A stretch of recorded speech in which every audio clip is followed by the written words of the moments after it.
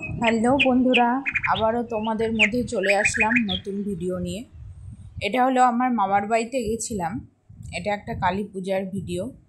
তো কালী পূজায় তো মেয়ের বিয়ের মতো জলসাতে যেতে হয়, ওই কারণে আমরা সবাই মিলেই সেই পুকুর ঘাটে এসেছিলাম। এটা একটা বর্ডারেরই পাশে, এই পুকুরটা একদম তার কাটার সাইডে। তো সেখানে এসেছিলাম। তো এখানে সেই জল ছাড়ার যে নিয়মগুলো সেগুলো সব চলছে। এই যে আমার মামি সেগুলো করছে, সব নিয়মগুলো। এগুলো অনেক রকম নিয়ম থাকে, মহিলারা সেগুলো পালন করে। একটা মেয়ের বিয়ে যেমন এক রাত্রের মধ্যে হয়ে যায়, কালী পূজাটাও তেমন, মায়ের পুজোটাও তেমন, এক রাত্রের মধ্যে সব কমপ্লিট হয়ে যায়। তো সেই জল সারার নিয়মগুলো এক এক করে করছে। আর চারিপাশটা এই যে ছোট্ট ছোট্ট লাইটগুলো, এটা হলো বর্ডারে সব বিএসএফ এর লাইট।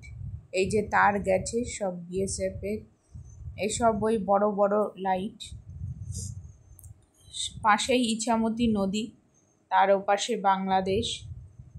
তো এই আলো জ্বলছে, যেহেতু আমরা সন্ধ্যার কিছুক্ষণ আগে এসছি, তো ওই কারণে লাইটগুলো জ্বলছে।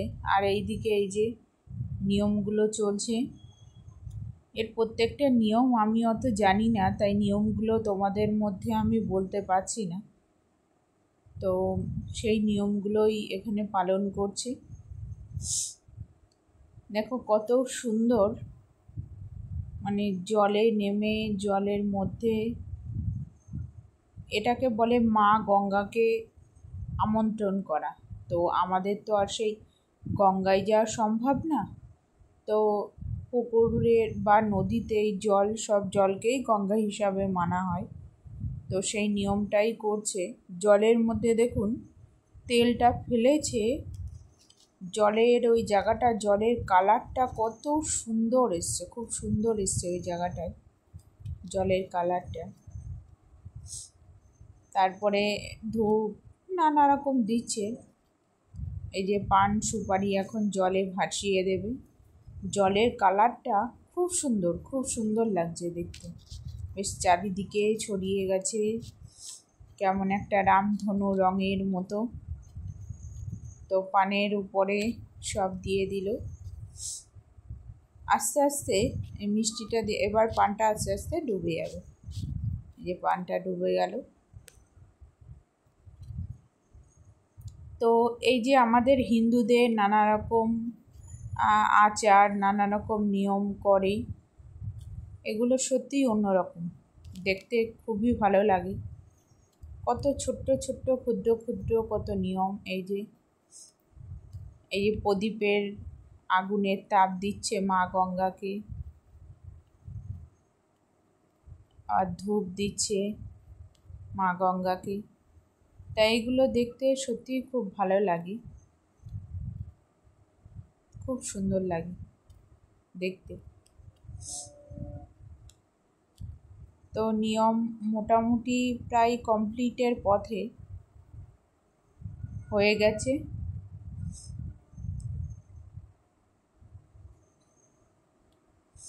এই যে মা গঙ্গাকে বরণ করছে, বরণ করে ছুঁয়ে নিল।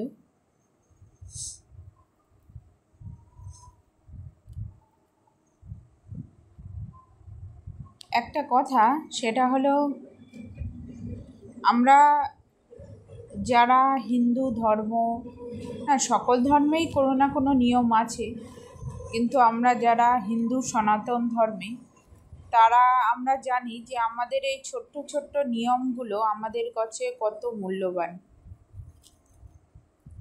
তাই সনাতন ধর্মী মানুষরা এইসব নিয়মগুলো কেউই যাতে করতে সঠিকভাবে করে সেই চেষ্টাই করে। হ্যাঁ, ভুল ত্রুটি অবশ্যই হয়, সবারই কম বেশি ভুল ত্রুটি হয়, তার মধ্যে দিয়ে যতটা পারে চেষ্টা করে। তো এই নিয়মগুলো এখানে প্রায় কমপ্লিট হয়ে গেছে। এবার আমরা বাড়ির দিকে রওনা দেব, তার জন্য প্রস্তুতি চলছে, গোছানো চলছে। দেখুন এই পুকুরে ঠাকুরের পুজো হওয়ার পরে এই পুকুরেই ভাসিয়ে দেওয়া হয়। দেখুন ঠাকুরের কাঠামোগুলো পুকুরের সাইডে রয়েছে, এগুলো সব ঠাকুরের কাঠামো, ঠাকুর বানানোর যে তৈরি করে সেটাই। তো এই যে কুলোটা মাথায় নিয়ে নিল মামি। এবার আস্তে আস্তে গুটি গুটি পায়ে আমরা বাড়ির দিকে রওনা দেব ধীরে ধীরে।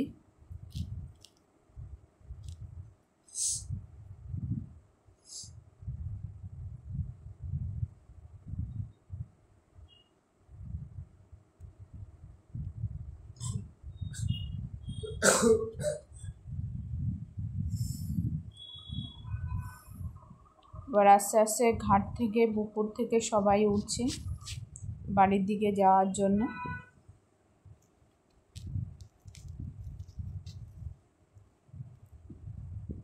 সন্ধ্যার কিছুক্ষণ আগে, ওই কারণে চারিদিকটা একটু আঁধার হয়ে গেছে।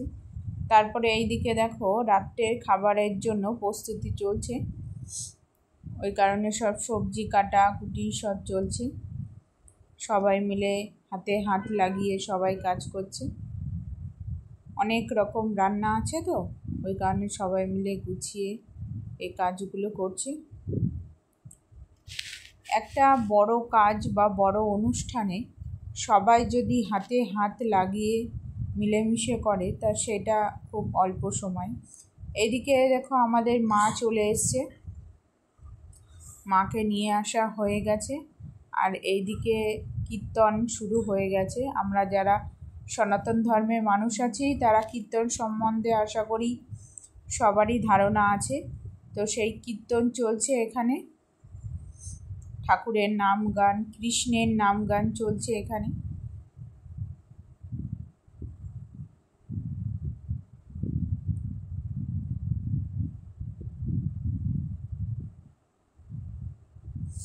এগুলোও দেখতে খুব সুন্দর লাগে। তো সেই নাম গান এখানে চলছে ঠাকুরের। মাকে এনে সবে রাখা হয়েছে, মাকে এখনও মায়ের আসনে বসানো হয়নি, গোছানো হবে। আর এইদিকে আমি বাইরে ছিলাম, তো আমি ভেতরে ঢুকছিলাম। সেটা একটা আজ আমি এই শাড়িটা কালী পুজোতে ওই শাড়িটা পরেছিলাম, সেটাই দেখালাম। আর এই যে চারিদিকে সামনে লাইটিং করা হয়েছিল কালী পূজার, সেই লাইটিংটা খুব সুন্দর হয়েছে। আর দুদিকে কফি আর পকোড়া, নিরামিষ পকোড়া স্টল বসেছে। এই যে কফি আর সাথে পকোড়া স্টল বসেছে। আর এইদিকে ঠাকুরের নাম গান চলছে। আমরা সনাতন ধর্মী মানুষদের শ্রেষ্ঠ। আবার এইদিকে খাবার নিয়ে বসে গেলাম।